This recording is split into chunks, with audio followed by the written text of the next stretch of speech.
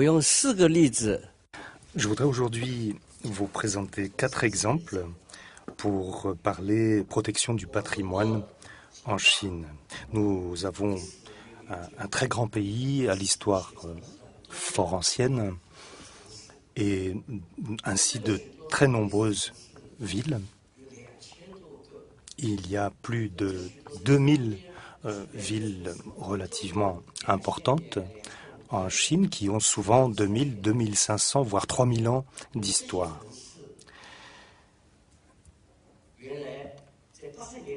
Dans les années 80, ou plutôt avant les années 80, j'ai eu l'occasion de réaliser des enquêtes sur de nombreuses villes et de voir qu'elles présentaient un caractère historique préservé. Malheureusement, avec la grande vague de modernisation de l'économie, de développement économique des années 80, on a constaté que la préoccupation de protection du patrimoine n'était pas considérée comme importante et que de larges quartiers historiques ont été démolis ou rasés. Donc, au moment où on construisait à grande échelle de nouveaux bâtiments dans le cadre du développement urbain, beaucoup de quartiers historiques ont été rasés. Dans la ville de Pingyao et aux alentours, il y avait toute une série d'autres villes et bourgades qui avaient pu préserver leur aspect traditionnel. Il s'agit donc de quartiers de l'époque Ming ou Qing. Nous parlons donc depuis, disons, le 16e jusqu'au 18e au 19e siècle. Et ici, vous voyez un grand bâtiment. Donc nous sommes à Pingyao. Et là, nous parlons d'il y a plus de 200 ans. Donc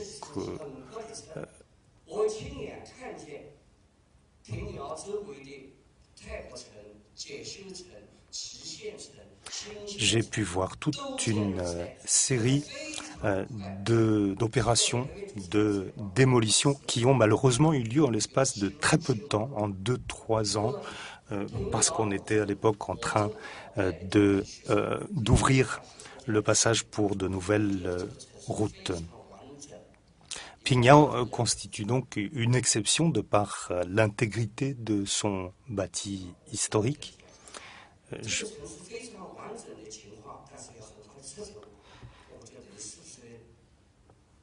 Et nous avons pensé à l'époque qu'il fallait très rapidement faire quelque chose en matière d'urbanisme. Il y avait un projet qui nous semblait totalement inapproprié. Nous avons donc proposé un nouveau plan directeur avec des quartiers neufs, des quartiers nouveaux qui seraient construits et délimités à l'extérieur plutôt qu'en plein centre-ville, ce qui permettrait de préserver le centre ancien avec donc ce paysage urbain historique du XVIIe et du XVIIIe siècle. Voici l'équipe qui m'accompagnait, donc quelques 12 doctorants et étudiants qui sont tous devenus, chacun à sa façon, des personnages importants en matière d'urbanisme. Nous avons par exemple le président actuel du département d'architecture et d'urbanisme de l'université de Tongji, ici Lu Weili par exemple, qui est le chef de district du district portuaire de Tianjin. Chacun a apporté une contribution très importante dans ce domaine. Voici une sculpture du temple de Shuanglin de la dynastie Yuan. Et là, nous sommes donc au XVIe, voire même au XVe siècle. Et voici une vue des remparts de la ville. Là aussi, cela remonte au XVIe ou au XVe siècle. Qu'il s'agisse de remparts ou de temples anciens, nous avons souhaité que tout cela soit placé sous la protection de l'État et que l'État puisse apporter des financements pour assurer la restauration. Ce sont des éléments d'une valeur absolument exceptionnelle. Par exemple, le temple que nous venons de voir serait le troisième au palmarès des plus beaux temples. Et de toute façon, il s'agit d'un temple très difficile à égaler, dont on ne trouverait pas d'équivalent ailleurs. Donc, les murailles que vous voyez ici, là aussi, étaient destinées à être démolies, tout simplement parce que les gens n'avaient pas conscience à l'époque de la grande valeur de ces restes architecturaux. Nous avons donc mis en place toute une série de mesures qui visaient à inverser le cours des choses à Pyongyang. Et heureusement, cela a marché. Et bien évidemment, le plus important, c'est de sensibiliser les personnes. Nous avons travaillé en particulier à la sensibilisation de tous les personnages haut placés de l'administration municipale et à différents niveaux autour de Pyongyang pour les sensibiliser à l'importance de la préservation de ces monuments. Pyongyang nous a permis d'acquérir une expérience extrêmement précieuse, à savoir qu'il ne faut pas démolir le centre-ville ancien et puis qu'il faut réaliser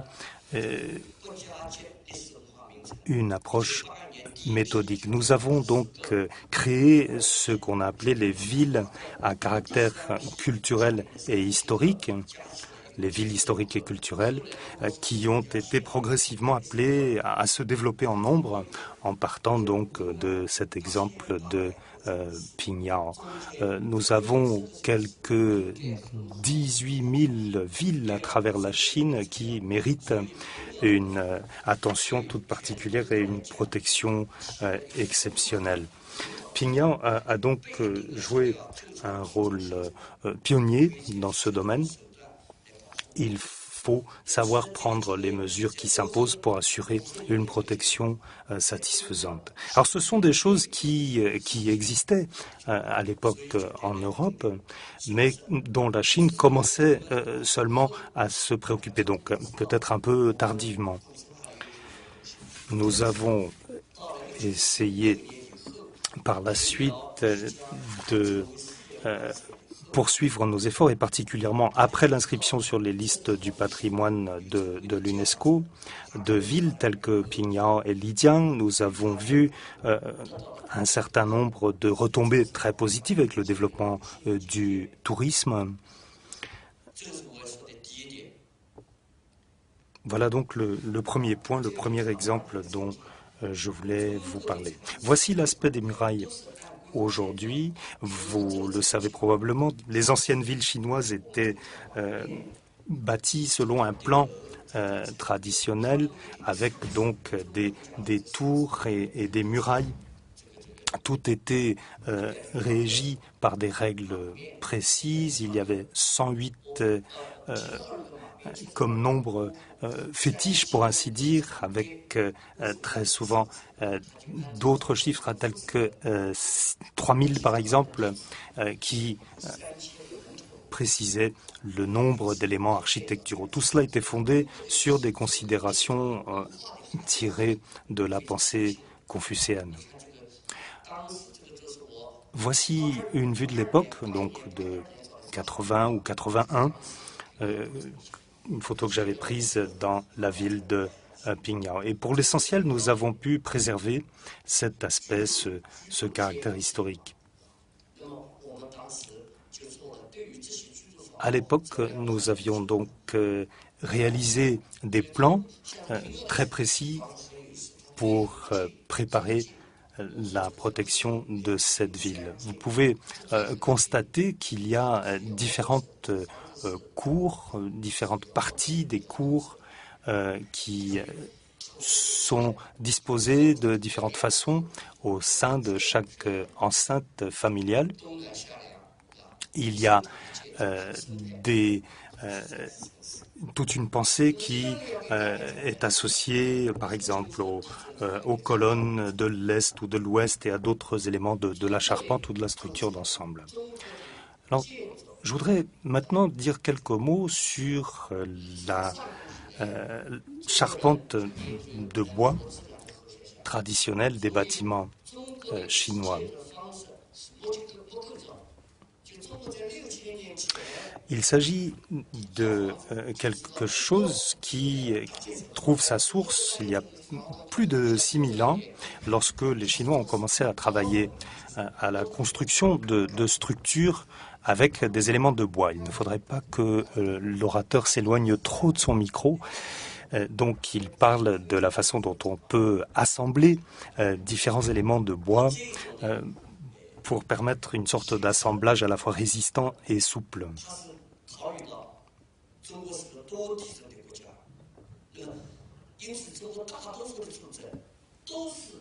Il y a beaucoup de tremblements de terre en Chine et il a fallu tenir compte de cette réalité dans la conception des charpentes.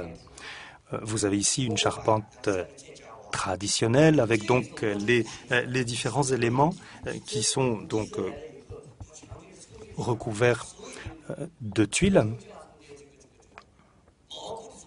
Et grâce aux assemblages entre pièces qui viennent s'accrocher les unes aux autres, lorsque les tremblements de terre se font sentir, la structure est capable d'évoluer de façon dynamique sans s'écrouler. Et on dit que même si les murs s'écroulent, la charpente, elle, restera en état, même après un tremblement de terre. Ainsi, le bâtiment ne s'écroule pas, même si les murs sont détruits.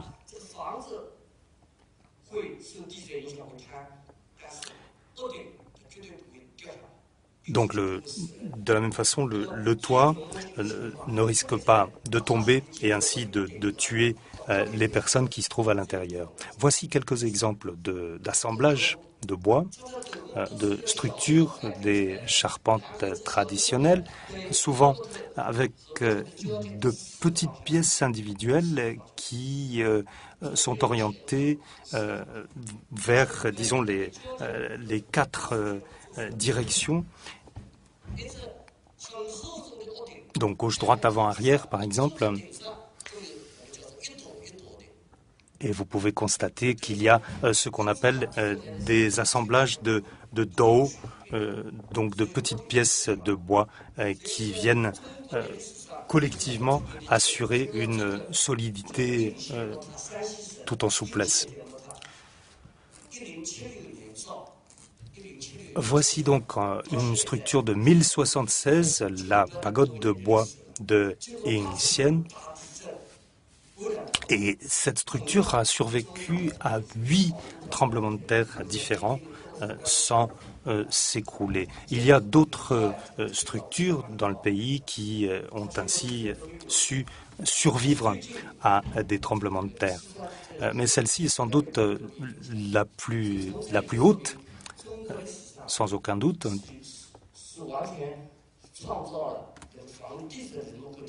Nous avons donc en Chine un modèle d'architecture traditionnelle à charpente de bois qui sait résister aux tremblements de terre. Je voudrais maintenant parler de Lijiang. En 1995, j'avais donc, suite à mes visites à Lijiang, écrit un rapport détaillé sur cette ville, qui a donc en 1997 été intégrée à la liste des villes à caractère historique et culturel. C'est une ville où l'on ne trouve que des bâtiments à charpente de bois traditionnelle. Et voici un exemple de mur qui s'écroule sans que la maison s'écroule, sans que la charpente ne soit fragilisée. Il y avait un monsieur Jin de l'UNESCO qui m'avait téléphoné juste après le tremblement de terre de 92 parce qu'il était très inquiet de ce qui était arrivé à la ville et je l'avais tout de suite rassuré. Le nombre de victimes était relativement faible grâce à la résistance de ces structures. La ville de Lijiang a été, elle aussi, inscrite sur les listes du patrimoine. Ce que j'avais pu remarquer après l'énorme tremblement de terre de Tangshan en 1976, c'est que la situation était tout autre que celle des structures de bois et qu'en fait le nombre énorme de victimes que vous connaissez certainement, voici une photo donc après ce tremblement de terre avait été d'une certaine façon caché ou en tout cas on n'avait pas mis l'accent sur le nombre de victimes.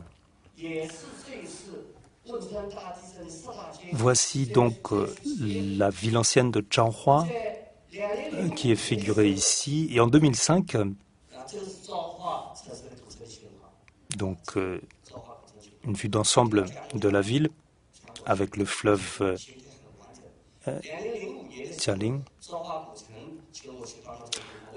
La ville ancienne m'a beaucoup frappé par son aspect très bien préservés, même si parfois les immeubles n'étaient pas bien entretenus. Ils étaient de magnifiques exemples de structures de bois traditionnelles. Et je me suis juré de faire en sorte d'assurer leur protection. Donc il s'agit encore une fois de structures de la dynastie Ming ou Qing.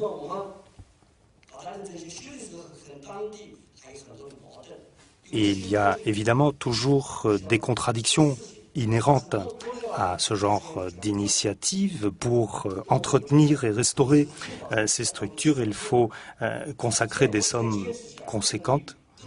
Il m'a fallu convaincre les gens en les menaçant finalement de ne plus soutenir les efforts pour assurer la protection de la ville s'ils se refusaient à adopter l'approche qui s'imposait. Donc, voici donc avant et après restauration. Vous pouvez constater qu'avant la restauration, il y avait déjà un certain nombre de structures modernes qui avaient été construites avec des murs de briques, des éléments de béton, par exemple des colonnes ou des planchers de béton, et des structures assez affreuses qui étaient identiques les unes aux autres. Et je me suis dit qu'il fallait, j'ai insisté pour que toutes ces structures soient démolies et que l'on les remplace avec des structures de bois traditionnelles. Donc à 2 heures de l'après-midi, 2h25 environ, le tremblement de terre s'est produit et vous pouvez constater que tous les bâtiments qui avaient été rénovés, reconstruits, n'ont pas été touchés, tandis que tous les autres que je vous ai décrits à l'instant se sont écroulés. Voici un exemple de structure de béton qui s'est tout simplement écroulée. Quant aux maisons à charpente de bois, elles n'ont pas eu de problème.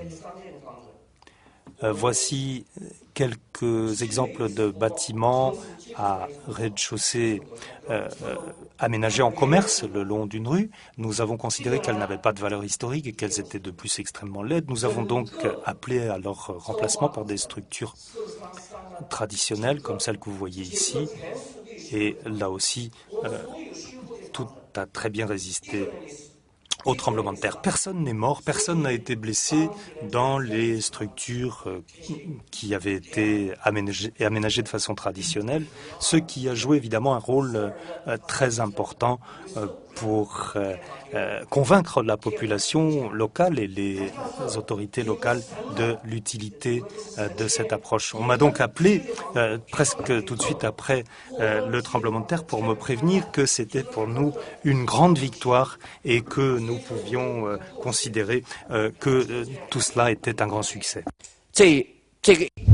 Donc en 2008, on a restauré toutes les maisons à l'ancienne. On trouve que c'est une structure très rationnelle, très solide. Et tout le monde apprend à construire de cette manière. Le 1er janvier 2009, toute la rue a été restaurée et qui a attiré pendant la fête du printemps plus de 200 000 touristes. Cet exemple nous dit que dans la Chine ancienne, nous avons une tradition de construction excellente. Nous devons bien la préserver. Aujourd'hui, on utilise rarement du bois, on utilise beaucoup de béton, d'acier, mais dans notre tradition, nous avons beaucoup d'éléments qui méritent d'être hérités. Par exemple, nous avons vu les toits des anciennes maisons. Nous devons étudier pourquoi c'est si rationnel. Nous avons à l'époque une étude de recherche, un bureau de recherche sur ces structures, ces charpentes de bois. Si maintenant vous abandonnez ces traditions, vous allez être critiqué par nos générations futures. Donc, à travers ce deuxième point, nous pouvons tirer une conclusion à travers la protection de ces deux anciennes villes. Nous devons hériter de notre antiquité les meilleures façons de construction. Non seulement nous pouvons restaurer les anciennes maisons, mais aussi nous allons laisser à nos générations futures un héritage du patrimoine historique, culturel. Est-ce que nous allons rencontrer ce genre de maisons dans d'autres régions? Pour l'instant, on ne sait pas. Mais nous devrons hériter ces concepts, cette technique, cette tradition de construction. Voilà le deuxième point que je voudrais mentionner. Troisième exemple concerne un quartier de Shanghai qui s'appelle Tilanqiao.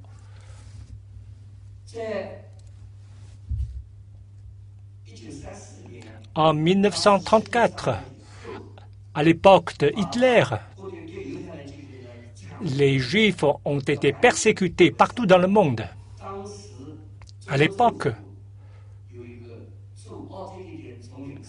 nous avions un diplomate qui travaillait en Autriche qui a signé plus de 2000 visas pour les Juifs. Et ces Juifs sont arrivés à Shanghai et ils s'y sont installés. Et sous l'occupation japonaise, les Japonais ont fixé ce quartier comme terre d'asile des Juifs. Progressivement, ce quartier a reçu plus de 30 000 Juifs. Ils vivaient à Shanghai. Et plus tard, ils ont construit leur propre maison. Ces maisons, on voit des caractéristiques des Juifs. Par exemple, nous voyons la forme de porte, la forme des toits pointus. Nous avons également beaucoup de triangles dans ces conceptions. Et c'est dans ces maisons que les Juifs vivaient et ils ont même construit des écoles, des cinémas, des cafés, des hôpitaux et des synagogues. Et ils vivaient tranquillement dans ce quartier. En 1945, ces Juifs sont repartis en Europe ou aux États-Unis. Mais ce quartier, les Shanghaïens connaissent bien son histoire. Est-ce qu'il faut protéger ce quartier? Nous avons eu un débat très vif. En 2002,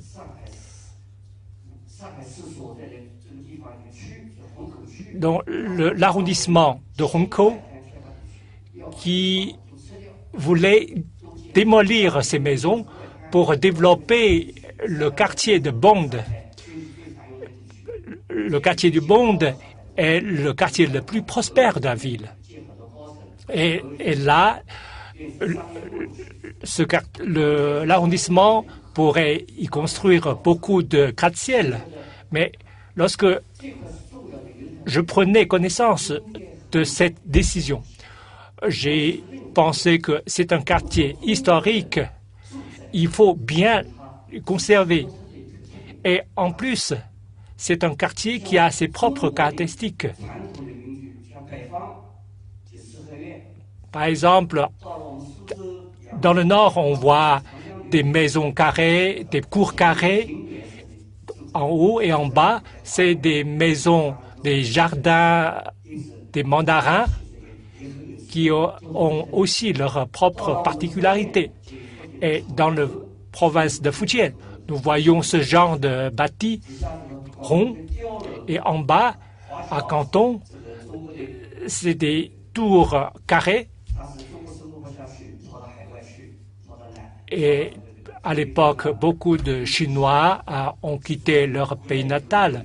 Et lorsqu'ils sont retournés dans leur pays natal, après avoir fait fortune, ils ont construit ce genre de bâtiments.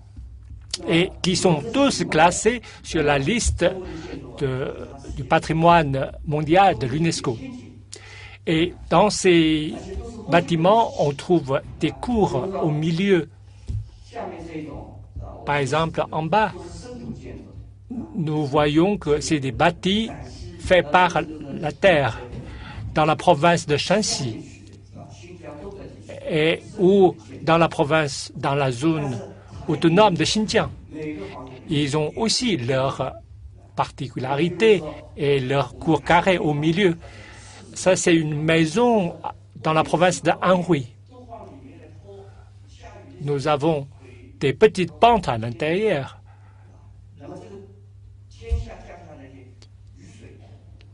Et la pluie peut rentrer dans la cour. Et on peut réserver l'eau de pluie, l'eau de neige pour faire du thé. Il y a beaucoup d'ions négatifs dans cette eau. Donc, on apprécie beaucoup l'eau de pluie dans l'Antiquité. Donc, ce genre de maison se transforme en différentes formes à Shanghai, notamment après 1840, après la guerre d'opium, lorsque les envahisseurs japonais étaient à Shanghai, ils ont divisé Shanghai en différentes concessions. Nous avons eu des concessions japonaises, françaises, britanniques. Shanghai, comme d'autres villes, comme Tianjin, Qingdao a été occupé par les Allemands. C'était une histoire triste pour la Chine.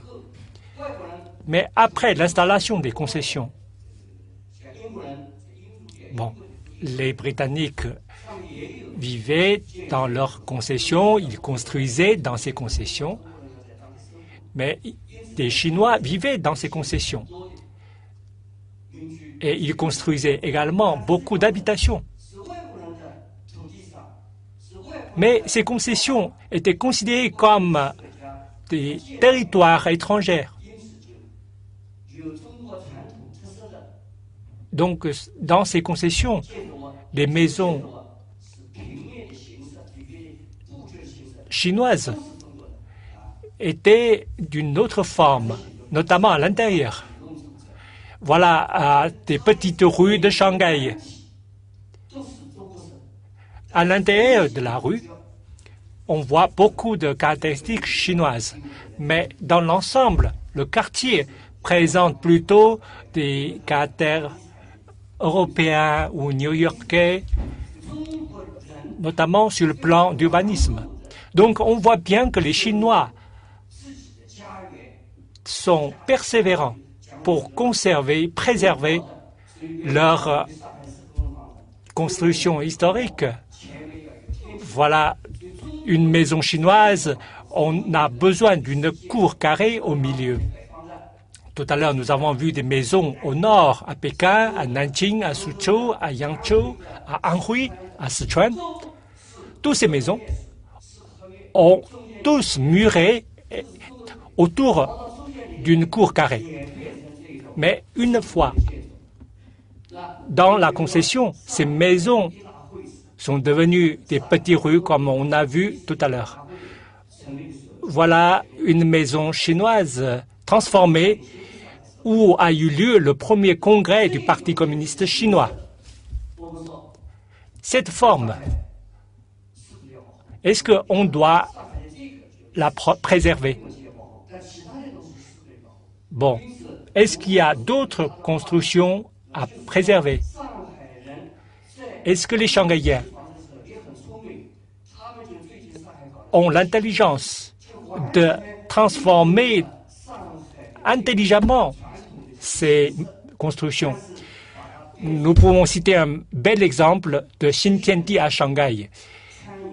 C'est un quartier d'anciennes maisons qui a été complètement transformé en un lieu de détente où on trouve beaucoup de cafés, beaucoup de salons et qui est devenu aujourd'hui le lieu le plus visité par les touristes chinois.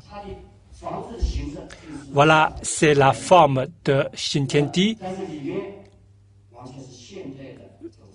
Cette construction s'appelle Shikumen. On y trouve des bars, des cafés qui sont très sympathiques. Et là, ce quartier concerne le quartier des Juifs à Shanghai, qui présente beaucoup de caractéristiques des Juifs. Mais en même temps, c'est un quartier de Shanghai.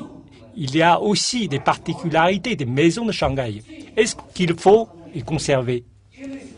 Il faut diviser en deux parties.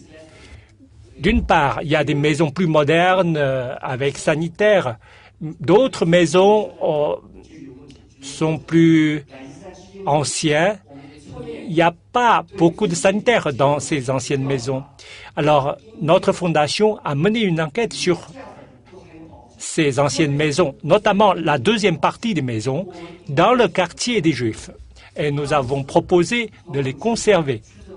Alors, à l'époque, la municipalité de Hongkou n'était pas d'accord. Ils sont venus me voir, on a discuté avec eux. Ils ont dit que vous êtes en train de saboter le plan d'urbanisme de la municipalité. On ne peut plus construire des gratte-ciel et nous allons perdre beaucoup financièrement. Et parce que vous avez dit qu'il faut conserver ces maisons, les habitants ne veulent plus partir. Et notamment, ces habitants, ils ne veulent pas habiter loin de Shanghai. Et là, vous créez beaucoup d'obstacles pour la municipalité. Et moi, j'ai répliqué. Et ensuite, j'ai demandé l'arbitrage de la municipalité de Shanghai. Et la municipalité de Shanghai m'a donné son soutien. Donc, le 1er janvier 2003, la municipalité de Shanghai a publié un décret qui a classé le quartier des Juifs comme un quartier protégé. Et La municipalité m'a chargé de faire un plan de protection. Voilà ce plan. Nous avons la partie jaune qui devait être conservée comme auparavant. Cette partie, on ne devait pas y toucher. Et à l'intérieur, on peut bouger, on peut rénover. Mais ici, ce n'est pas une superficie très importante. On va la conserver complètement. Et tous les déménagements sont interdits. Ici, c'est un ancien café. Et aujourd'hui, cette maison reste toujours. Même le décor a changé. On voit les murs sont toujours là, on peut toujours restaurer. Là, c'est un ancien hôpital et un lieu d'asile des Juifs et qui a été transformé aujourd'hui en habitation, mais on peut toujours le restaurer.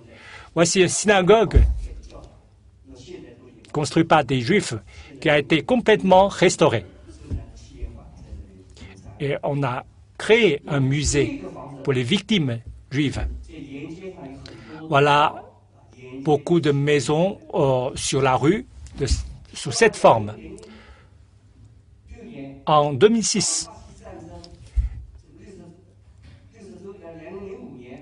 2005 plutôt, au 60e anniversaire de la victoire de la Seconde Guerre mondiale, nous avons invité une centaine d'anciens juifs réfugiés qui sont bien sûr très âgés. Et un d'entre eux, un monsieur qui a déjà 93 ans, qui s'appelle Turumens, qui est directeur, qui est président et conseiller de la Banque mondiale et qui est très très ému en voyant ces maisons. Il dit que moi je suis retourné d'il y a 60 ans et j'ai été là. Je reconnaissais la pièce où j'ai vécu. Il était très excité, il est rentré dans cette maison. Il est monté jusqu'au 3e étage, là. Il m'a dit que c'est là que j'ai habité. Et beaucoup de Shanghaïens sont venus, lui souhaitant la bienvenue. Il dit, oui, je suis retourné chez moi. Je suis retourné d'il y a 60 ans. Et j'avais mon frère, j'avais ma sœur, j'avais mon frère. Il était fondu en larmes. Il a pris la main de sa fille qui a déjà 63 ans. Il lui a dit, voilà, c'est le lit de mes parents. Voilà le lit de mon frère, le lit de ma sœur. Et voilà, à côté de la porte, mon lit. Et comme la pièce est petite, nous devons plier le lit pour pouvoir circuler. Mais à l'époque, nous vivions une vie très dure, mais avec l'aide des Shanghaïens, nous avons survécu. Nous devons savoir comment remercier ces gens qui m'ont aidé. Nous devons retenir que dans ce monde, il n'y a pas beaucoup qui sont gentils avec les Juifs, mais les Shanghaïens et les Chinois sont nos sauveurs. Et tout le monde était ému. Donc ce n'est pas une question de conserver une ou deux constructions, mais cette conservation protège aussi l'amitié entre la Chine et les pays étrangers. Ce n'est pas achetable. Donc l'importance de cette conservation est très grande. Beaucoup de Juifs sont retournés à Shanghai. Et ils ont vu dans un parc un monument avec la gravure des noms des victimes des Juifs. Et ils sont venus offrir des fleurs là. Et nous avons reçu l'ancien président américain Jimmy Carter et beaucoup de personnalités très importantes. Et le consulat général Israël nous a dit toutes les terres d'asile des Juifs sont connues pour la persécution des Juifs, sauf Shanghai. Et là, les Juifs menaient une vie heureuse. Voilà, c'est l'importance de cette conservation. Bien sûr, nous rencontrons beaucoup de difficultés. Bien entendu, il y a beaucoup de Shanghaïens qui vivent maintenant dans ces bâtiments, mais nous avons pu en tirer des enseignements très précieux sur le fait qu'il ne faut pas réfléchir exclusivement à l'aspect économique ou encore à l'aspect culturel, mais aussi tenir compte du sentiment des habitants qui seront touchés par les politiques. Alors, quatrième exemple, celui des villes d'eau du sud de la Chine.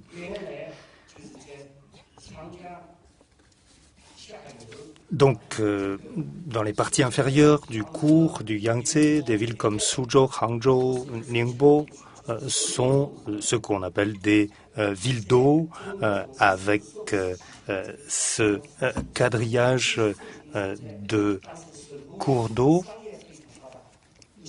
un énorme développement commercial il y a déjà longtemps et plusieurs centaines de villes qui correspondent à ce modèle. Mais avec les phénomènes des années 80 dont je vous parlais tout à l'heure, de développement extrêmement rapide, beaucoup de centres anciens ont été détruits, remplacés par des constructions nouvelles.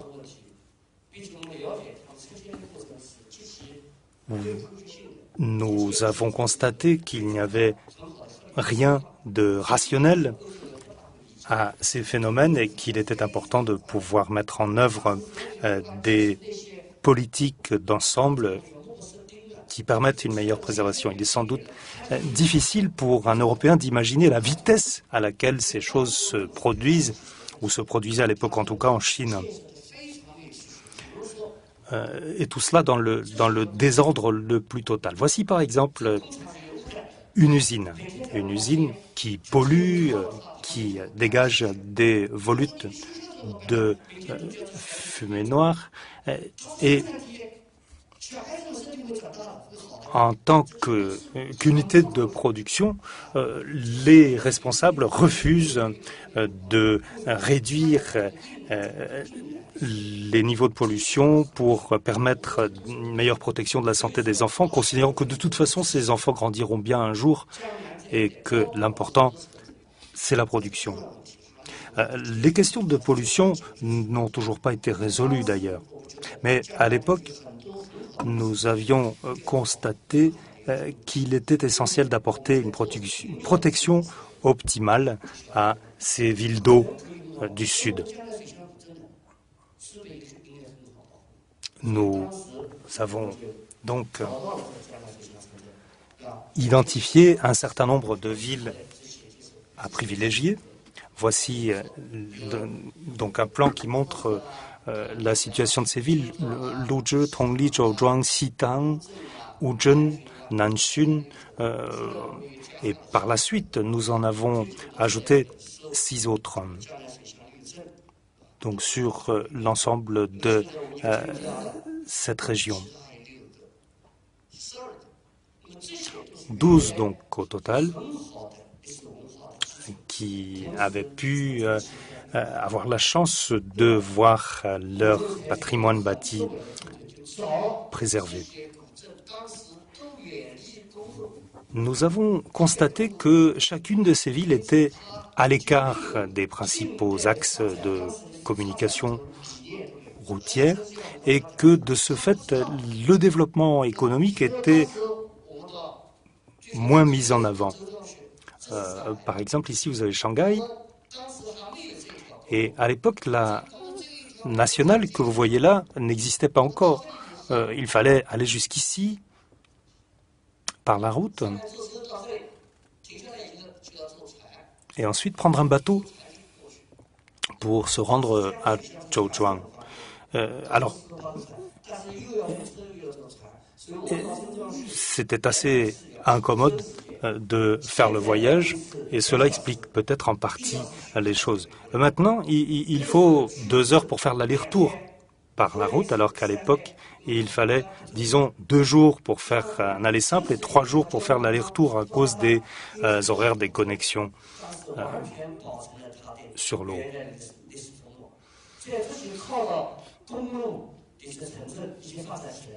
Et nous avons vu, bien entendu, dans les lieux qui, eux, étaient pourvus d'axes routiers à proximité, un développement avec la construction d'usines, la destruction de ponts traditionnels qui persistent encore sur la photo que vous voyez ici. Là, une usine de ciment avec les pollutions afférentes qui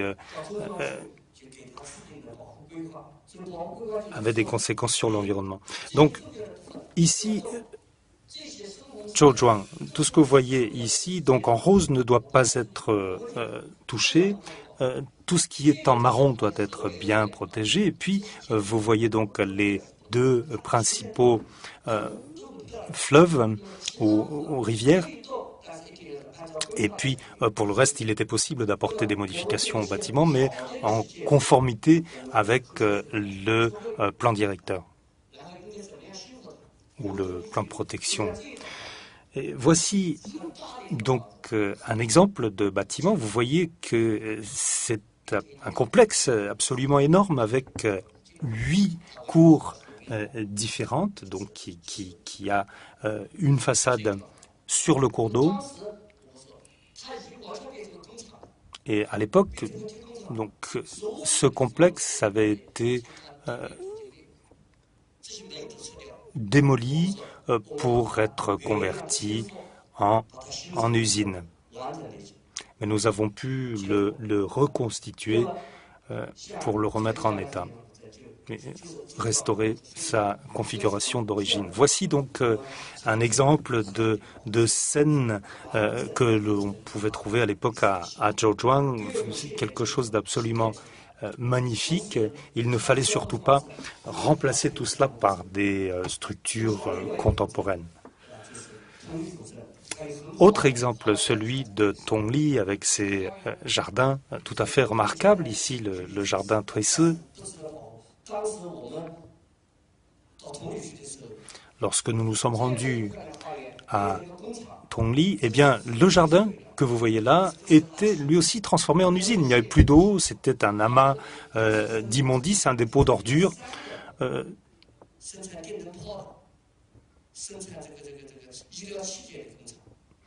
Il s'agissait d'une unité de production de matériel médical.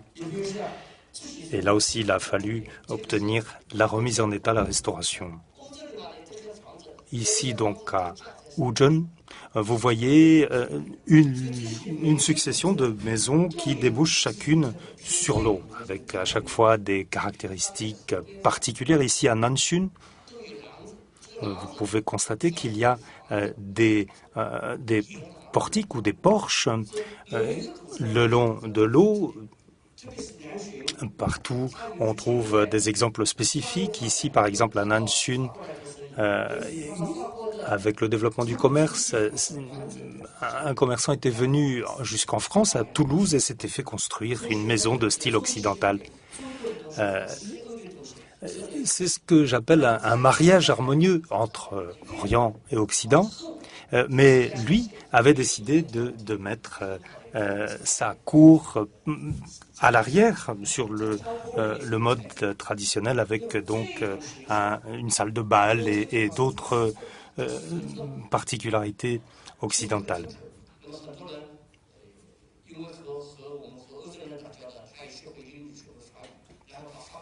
Donc, cette personne parlait le français, l'anglais, avait rapporté différentes idées pour se faire construire non pas une seule maison, mais 4 maisons, toutes aussi imposantes les unes que les autres. Elles ont donc été préservées. Et nous parlons de la période, disons, 1907-1927. Alors, voici des photos prises avant et après la restauration à Zhouzhuang. Avant et après, on constate qu'il y a peu de changements finalement dans l'aspect général de ces ensembles de bâtiments. Il n'y avait pas de système pour la collecte des eaux usées.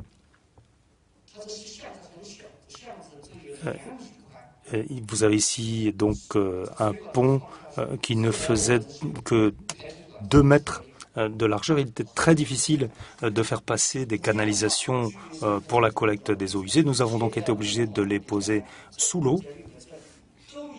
Et à travers l'ensemble de ces différents bourgs et petites villes, nous avons pu mettre en place des systèmes de canalisation. Alors, vous avez là aussi à Wuzhen un exemple avant et après restauration. Nous avons beaucoup appris de l'exemple français. C'est le professeur Minjia Yang de l'UNESCO qui nous avait encouragés à aller visiter la France, donc avec Alain Marinos et d'autres qui nous ont accueillis, qui nous ont montré certains éléments de politique de protection au niveau de protection très élaboré dont nous avons retenu différents éléments pour permettre de préserver l'aspect d'origine de ces ensembles. Je voudrais remercier M. Marinos en particulier, par exemple, pour la façon dont il a su nous encourager à être plus ambitieux sur le plan de la préservation de l'histoire. Voici donc les travaux. Même si on a retrouvé par la suite le caractère d'origine de cette rue, il y a des infrastructures modernes qui ont été posées sous la dalle. Donc ici, l'exemple de Nanshun, avant et après. Vous pouvez constater que le caractère a été préservé tout en apportant des améliorations très marquées au niveau de confort des habitants. Voici quelques experts français en visite à Séville-d'Eau en 2002 et nous les interrogions sur nos politiques. Françoise Gède, Alain Marinos et d'autres nous ont beaucoup encouragés à l'époque, et pour Zhouzhuang ou Tongli et d'autres exemples de protection, nous avons pu bénéficier ainsi donc de précédents et à la fois de l'éclairage apporté par une vision extérieure. Une fois que la protection a été apportée, il faut aussi que les conditions de vie des habitants, elles aussi, soient améliorées. Donc, cela nous amène à la question des problématiques plus générales en matière de protection du patrimoine en Chine. Le plus grand problème que nous rencontrons, c'est que dans, par exemple, une grande ville historique comme Shanghai, il y a toutes sortes de bâtiments historiques. Des mesures sont prises pour les protéger, mais qui sont très souvent un peu écrasées par des considérations d'ordre économique, avec par exemple les fausses antiquités, les constructions sur le mode ancien, qui visent à reconstituer des bâtiments à l'ancienne.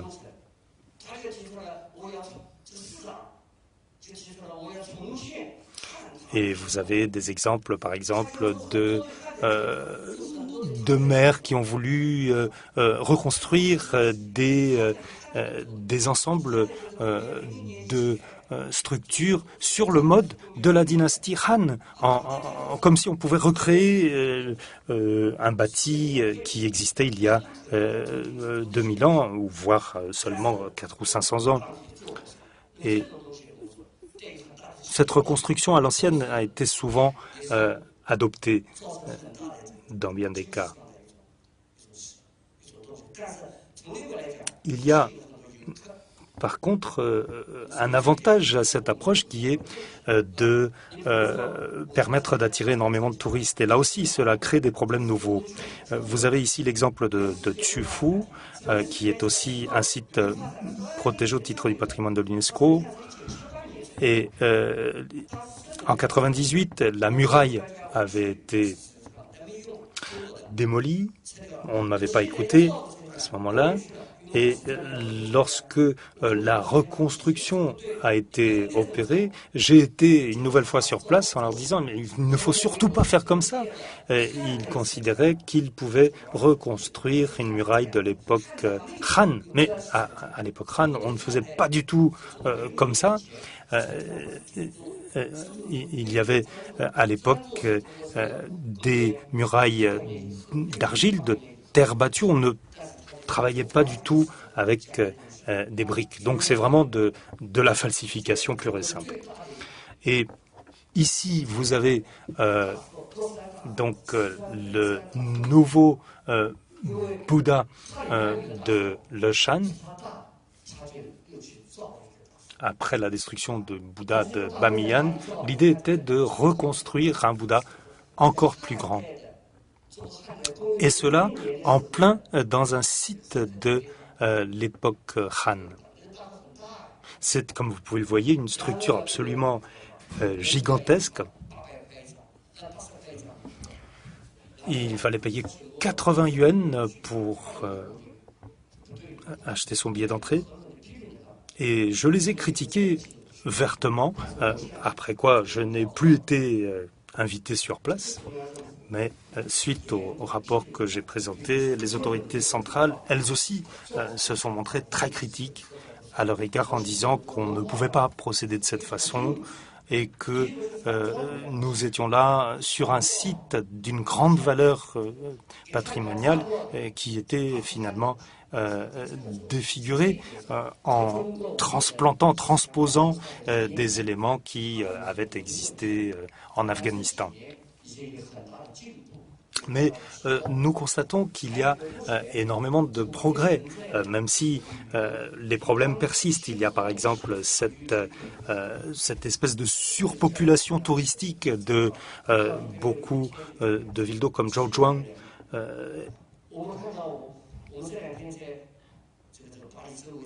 Nous avons visité beaucoup de sites pendant ces derniers jours autour de Paris, autour du Val-de-Loire, et nous avons constaté que très souvent le caractère historique avait été préservé, le bâti avait été préservé, ce qui n'est que trop rarement le cas en Chine. Il faut donc éviter que les mêmes phénomènes se produisent pendant le développement de l'intérieur des terres, ce qu'on appelle le développement de l'Ouest, que ceux qu'on a vus pendant le développement des provinces côtières à l'Est. Il faut absolument essayer de tirer les enseignements du passé, de ne pas reproduire les mêmes erreurs. En matière de protection du patrimoine, il faut disposer de ressources suffisantes. Nous n'avons pas suffisamment de ressources humaines, de moyens pour assurer cette protection. Il faut mobiliser le plus largement possible pour que chacun soutienne ses efforts, y compris sur le plan financier. J'ai donc pris l'initiative de créer une fondation Joannissan pour la protection du patrimoine. Il s'agit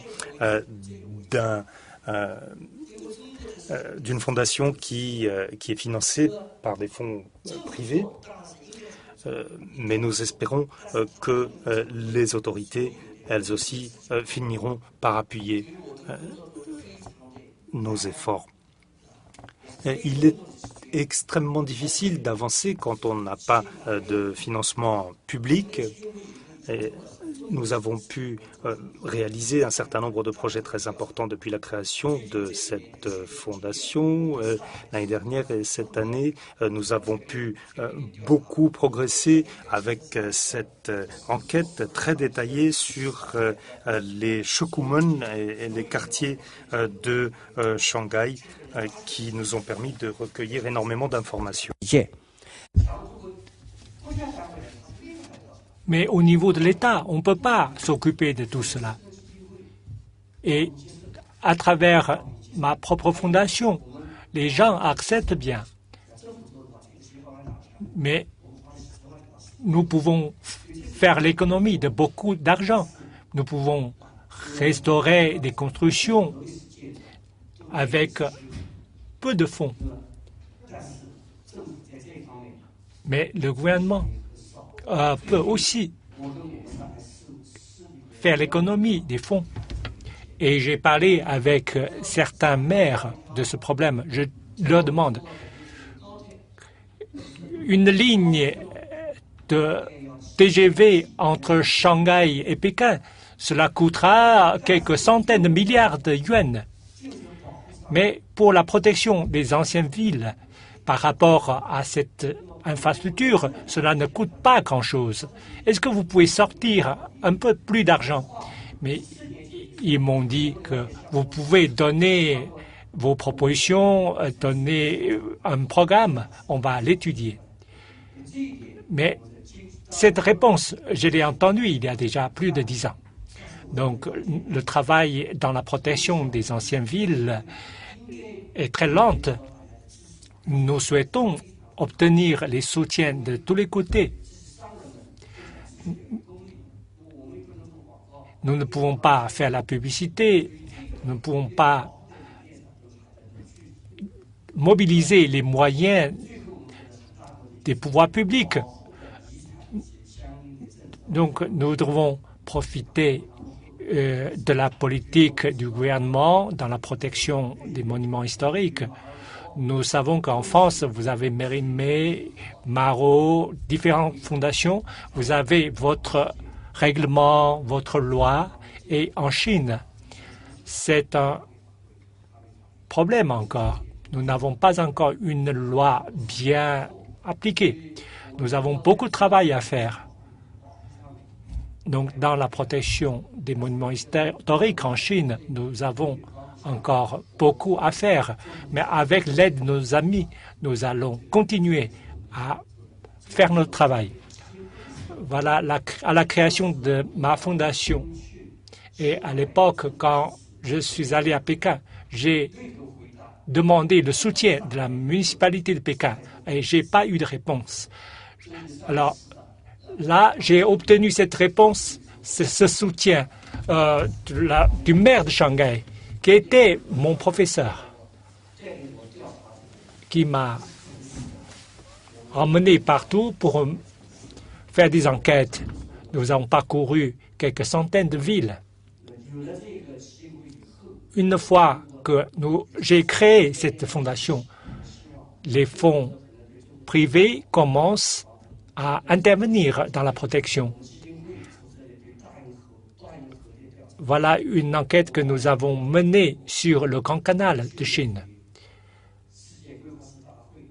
Et cette enquête a été décorée d'un grand prix de succès exceptionnel par le Congrès des urbanistes mondiaux.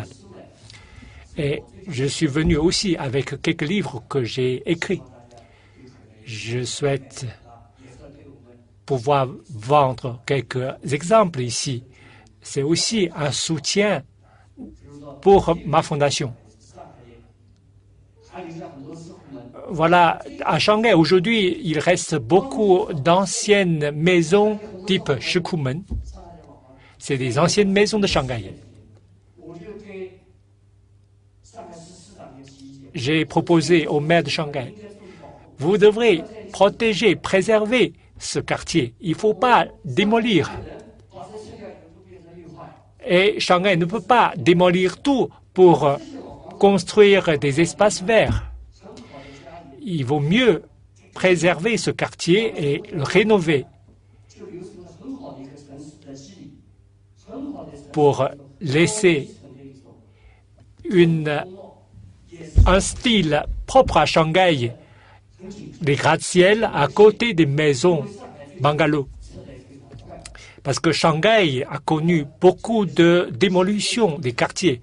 Voilà une image de Xintiandi que j'ai évoquée tout à l'heure. Et on voit bien qu'il y a des particularités de Shanghai. Et nous sommes en train d'enquêter pour protéger d'autres zones, d'autres quartiers. Voilà un plan de protection. Et Shanghai est une ville qui est divisée en 12 zones de protection, dont le quartier juif. Et nous avons proposé d'augmenter le nombre des zones protégées ou élargir des zones protégées pour laisser à nos futures générations d'autres bonnes choses. En conclusion, je dois dire que la préservation du patrimoine des villes est non seulement une responsabilité face à l'histoire, mais aussi c'est un regard vers l'avenir. Nous devrons bien construire nos villes modernes. Nous ne pouvons pas abandonner les anciennes villes. Nous devons avoir notre mémoire. Et c'est une mémoire très importante. Et en même temps, nous allons nous développer vers la modernisation. Par exemple, sur les maisons à charpente de bois, j'ai dit à mes étudiants, aujourd'hui, si on n'étudie pas cette charpente de bois, dans quelques générations, on va tout abandonner, on va tout oublier. Alors, tout en étudiant ces structures de bois, nous pouvons nous inspirer pour construire des gratte-ciel.